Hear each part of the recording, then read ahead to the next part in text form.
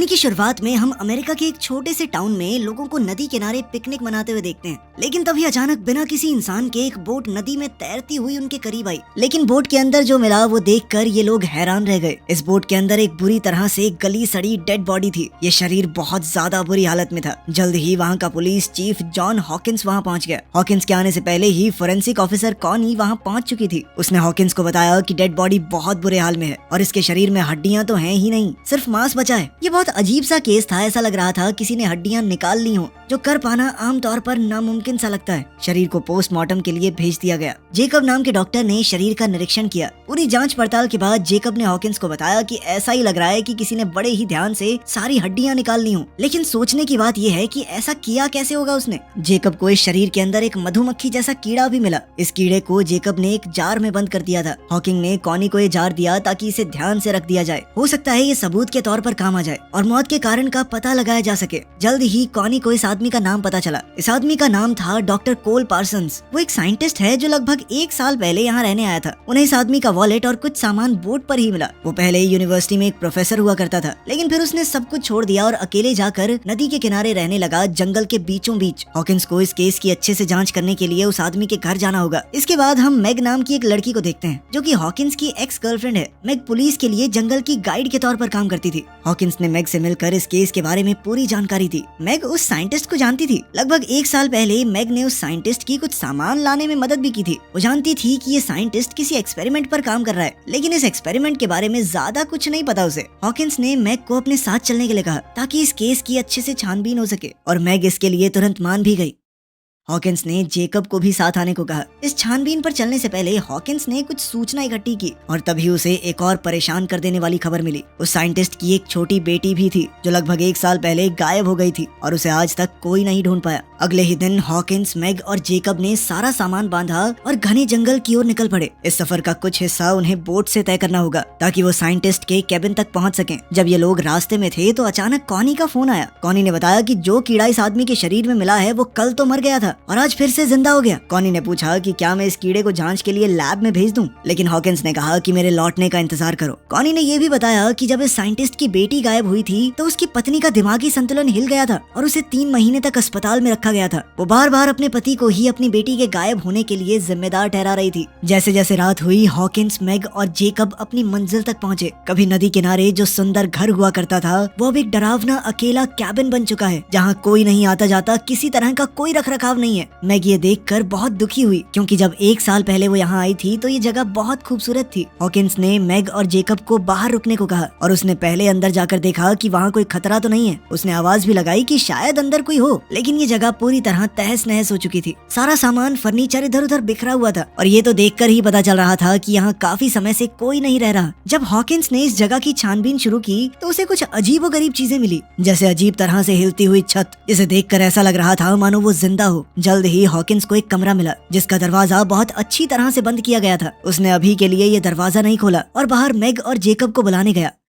रात बहुत ज्यादा हो गई थी, इसीलिए उन्होंने सोचा कि जंगल में वापस जाना सही नहीं रहेगा, रात को यहीं रुक जाते हैं। लेकिन इस जगह का माहौल बहुत ही अजीब और डरावना था। घर में घूमते हुए भी अजीब और डरावनी आवाजें गूंज रही थी। हॉकिंस ने कहा कि डरने की बात नहीं है, ये आवाजें किसी चूहे या रकून की होंगी। लेकिन असल में तो टेंशन बढ़ती गई। अचानक इस केबिन की लाइटें जलने बुझने लगी, जिससे ये जगह और भी ज्यादा अजीब और डरावनी लगने लगी। जल्द ही उन्हें एक बेसमेंट का दरवाजा दिखाई दिया। उन्होंने सोचा कि नींद तो यहाँ वैसे भी नहीं आएगी, तो थोड़ी छानबीन कर लेते हैं। नीचे बेसमेंट में उन्हें एक बड़ी बिजली पैदा करने वाली मशीन मिली। ये अजीब सी मशीन एक बड़े इंडस्ट्रियल चार्जर जैसी लग रही है। पूरी तरह इस मशीन का क्या काम है ये उन्हें भी समझ नहीं आया, लेकिन ये मशीन काफी ताकतवर और खतरनाक लग रही है। हॉकिंस ने जो रिसर्च यहाँ आने से पहले की थी उसमें भी ऐसी किसी मशीन का जिक्र था। इस घर की रसोई में छानबीन करते हुए उन्हें पता चला कि रसोई की अलमारी से कुछ तारें ऊपर की तरफ जा रही हैं। इन तीनों ने अंदाजा लगाया कि जो भी मशीन इस घर में मौजूद है वो जरूर ऊपर वाले कमरे में होगी। खैर, जो कमरा हॉकिंग को पहले बंद मिला था वो खुद ब खुद खुल गया। हॉकिंग ने अपने दोस्तों को बुलाया और तीनों अंदर चले गए। दीवारों पर अजीबोगरीब फोटोज लगी हुई थी और तंत्र मंत्र से जुड़े हुए रहस्यमयी निशान बने हुए थे, लेकिन कुछ साइंस से जुड़ी चीजें भी थी। ये साइंस और काले जादू का एक मिक्सचर सा लग रहा था। वहाँ कुछ फोटोज तो बहुत ज्यादा दिल दहला देने वाली थी। वो लोग छानबीन कर ही रहे थे कि अचानक एक मकड़ी ने जेकब के मुंह पर काट लिया। डरा और घबराया हुआ जेकब अपने कमरे के बाहर भागा। हॉकिंस ने कॉनी को फोन किया और कहा कि पता लगाओ ये अजीबोगरीब घर किसने बनाया है, लेकिन छत से आ रही इलेक्ट्रोमैग्नेटिक रेडिएशन की वजह से उसके फोन का सिग्नल टूट गया। वहीं जेकब जेकब और हॉकिन के बीच में भी मैग को लेकर कुछ टेंशन थी। दरअसल हॉकिन से पहले मैग जेकब की गर्लफ्रेंड थी और वो आज भी कहीं ना कहीं उससे प्यार करता था। इस वजह से उन तीनों के बीच में माहौल थोड़ा अजीब हो गया। जैसे ही वो लोग सोने की तैयारी करने लगे,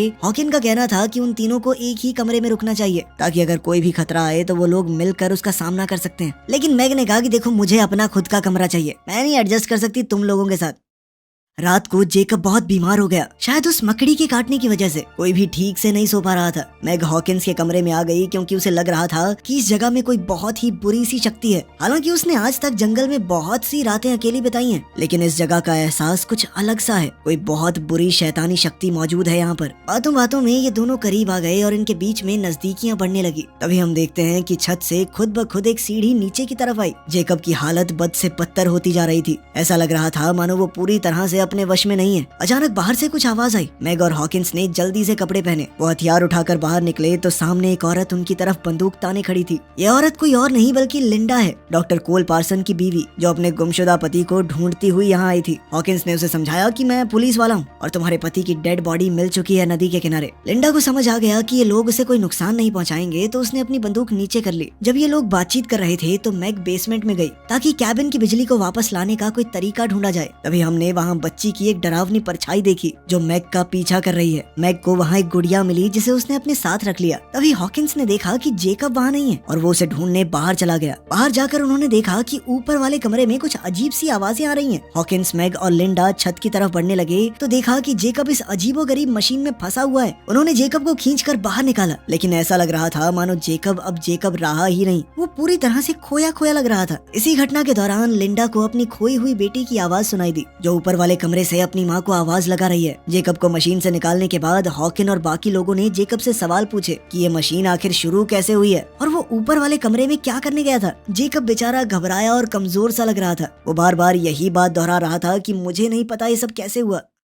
लिंडा उस मशीन के सामने खड़ी होकर थोड़ा घबराई हुई उसे देख रही थी। मैग वहाँ आई और लिंडा से पूछा कि तुम्हें कोई अंदाजा है कि ये मशीन है क्या। लिंडा ने बताया कि एक इलेक्ट्रोमैग्नेटिक मशीन है जो बहुत ताकतवर मैग्नेटिक फील्ड बनाने में इस्तेमाल की जाती है। उसने आगाह किया कि ये मशीन इंसानों के लिए बहुत ही ज्यादा खतरनाक और जानलेवा है। हॉकिंस लिंडा को उस कमरे में ले गया जहाँ वो अजीबोगरीब फोटोज दीवारों पर चिपकी हुई थी। लिंडा ये सब देखकर और ज्यादा घबरा गई। वो अपने पति के साथ 10 साल रही है और उसे अच्छी तरह से जानती है कि ये काम उसका बिल्कुल नहीं है। उसने पूरे कॉन्फिडेंस के साथ कहा कि ये काम मेरे पति का बिल्कुल नहीं है। अब उसे डर था कि शायद किसी बेहद डरावनी चीज ने मेरे पति को अपने वश में कर लिया है। तभी हॉकिंस को वहाँ एक लैपटॉप मिला जिस पर पासवर्ड लगा हुआ था, तो वो उसे खोल नहीं पाया। उसने लिंडा से इस पासवर्ड को खोलने में मदद मांगी। इससे पहले कि वो कुछ करते, उन्हें खिड़की से घर के बाहर कोल खड़ा हुआ मिला जो कि जिंदा और बिल्कुल ठीक था। वो घबरा कर बाहर की तरफ भागे और समझ गए कि ये कोई भ्रम नहीं है, कोल सच में जिंदा है। गुस्से में लिंडा ने कोल को एक जोरदार थप्पड़ दे मारा, लेकिन कोल ने कोई उल्टा जवाब नहीं दिया। उसने कहा कि तुम्हारा गुस्सा जायज है और मारो चाहे मुझे। अंदर चलकर सब लोग आराम से बैठ गए। हॉकिंस ने कोल से पूछा कि तुम इतने वक्त से कहाँ पर थे और यहाँ क्या हुआ, ये घर ऐसी हालत में क्यों है। उसने नदी के पास बोट में मिली डेड बॉडी के बारे में भी कोल को बताया। कोल इन सब बातों को हंसकर टाल रहा था। उसने मशीन के बारे में किसी भी सवाल का सीधा जवाब नहीं दिया। पुलिस स्टेशन में कॉनी लगातार हॉकिंस से संपर्क करने की कोशिश कर रही थी। जो मक्खी उस लाश के शरीर में मिली थी वो जिंदा तो हो ही गई थी, लेकिन अब वो 2 मक्खियों में बदल चुकी है। इसकी वजह कोल की वो मशीन हो सकती है। वहीं हम देखते हैं कि जेकब की हालत अब बद से बदतर होती जा रही थी। उसके शरीर में डरावने बदलाव शुरू हो गए थे। नाखूनों के ऊपर नए नाखून उगने लगे, जल्द ही नए दांत भी, और हड्डियों के ऊपर हड्डियां उगने लगी। वो बहुत तेजी से बदल रहा था। ये सब कुछ शायद उस मशीन की रेडिएशन की वजह से हुआ है। हॉकिन ने कोल से काफी सवाल जवाब किए, लेकिन कोल ने कोई भी सही जवाब नहीं दिया। यहाँ तक कि जब लिंडा ने उससे पूछा कि तुम कहाँ गए थे,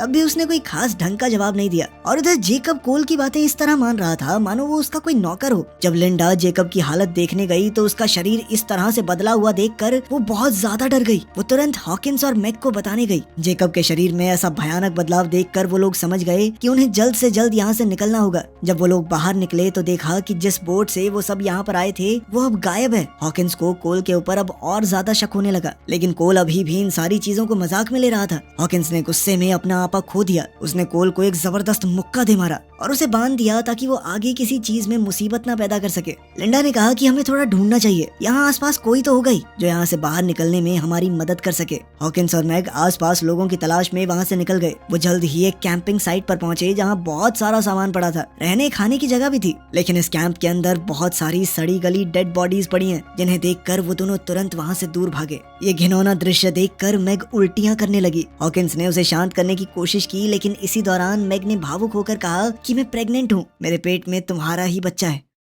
इस वक्त कैबिन में लिंडा कोल के साथ अकेली थी। लिंडा ने जब सच की कड़ियों को जोड़ना शुरू किया तब उसे समझ आया कि कोल ने बहुत सी सच्चाई सबसे छुपा कर रखी है। उसने कोल के लैपटॉप के पासवर्ड में टिंकर बेल डाल दिया, जिससे लैपटॉप तुरंत खुल गया। दरअसल कोल उसे पहले इसी नाम से पुकारा करता था। थोड़ी छानबीन के बाद उसे लैपटॉप में कुछ डरावनी वीडियोस मिली, जिसमें कोल ने कई लोगों पर एक्सपेरिमेंट किया। हर आदमी जो उस मशीन से गुजरा वो अपने अंदर एक बुरी शक्ति के साथ बाहर आया, जैसे कि कोई बुरी ताकत उनके ऊपर कब्जा कर लेती हो। लिंडा को ये भी पता चला कि कोल खुद भी इस मशीन से गुजर चुका है और नदी के किनारे जो लाश मिली थी वो सच में कोल की ही है। और अब जो कोल उनके सामने है वो उसका पति नहीं, एक वैश्य दरिंदा है जिसे इस मशीन ने बनाया है। इन वीडियोस में उसने ये भी देखा कि कोल ने अपनी खुद की बेटी को भी इस भद्दे एक्सपेरिमेंट में बलि चढ़ा दिया। इसी बीच कोल ने लिंडा को उस कमरे में बंद कर दिया ताकि वो उसके काम में अड़चन न डाल पाए। जब हॉकिंस और मैग वापस लौटे उन्होंने देखा कि कोल वहाँ से गायब है। हॉकिंस ने मैग को बाहर ही इंतजार करने को कहा ताकि वो अंदर जाकर देखे कि कोई खतरा तो नहीं है। उसने अपनी बंदूक उठाई और अंदर गया। जेकब का शरीर अचानक अंदर से खुलने लगा और एक खतरनाक जीव उसके बचे हुए शरीर से बाहर निकल आया, जिसने तुरंत हॉकिंस पर हमला कर दिया। हॉकिंस ने अपनी पूरी ताकत से इस दानव का सामना किया। ठीक तभी मैग अंदर आ गई और इस दानव पर गोली चला के उसे मार गिराया। इस भयानक दृश्य को देखकर हॉकिंस ने फैसला किया कि उन्हें इस मशीन को खत्म करना होगा ताकि ये पागलपन खत्म किया जा सके। उसने मैग की सुरक्षा के लिए उसे बाहर भेजा और मशीन को जलाने की तैयारी करने लगा। इसके लिए उसने पेट्रोल और देसी बमों का इस्तेमाल किया। जल्द ही लिंडा उस कमरे से बाहर निकल आई, हाथ में कुल्हाड़ी लिए। वो कोल को किसी भी हालत में खत्म कर देना चाहती थी। जब वो बेसमेंट में पहुंची तो उसने देखा कि उसकी बेटी मशीन के अंदर जा रही है। भावुक होकर लिंडा भी मशीन के अंदर चली गई और इस खतरनाक ताकत का शिकार बन गई। बाहर इसी महीने शिकार हुए लोग जंगल में कहीं कहीं से कैबिन की तरफ बढ़ने लगे। मैग जितने लोगों को मार सकती थी उन्हें मारती रही, लेकिन कोई फायदा नहीं था क्योंकि जंगल से ये अजीबोगरीब इंसान बहुत ज्यादा तेजी से बाहर आने लगे। उधर बेसमेंट में हॉकिंस को पेट्रोल मिला और वो उसे उठाकर ऊपर वाले कमरे में जाने लगा। अब लिंडा का शरीर भी काफी हद तक बदल चुका था, जिस वजह से मैग को मजबूरी में उसे भी गोली चलाकर खत्म करना पड़ा। ऊपर वाले कमरे में हॉकिंस और कोल के बीच हाथापाई शुरू हो गई। कोल ने हॉकिंस की 2 उंगलियां मुंह से काटकर अलग कर दी। हॉकिंस ने एक लोहे की रॉड से कोल का सर कुचल दिया। मौका मिलते ही हॉकिंस ने मशीन को आग लगा दी।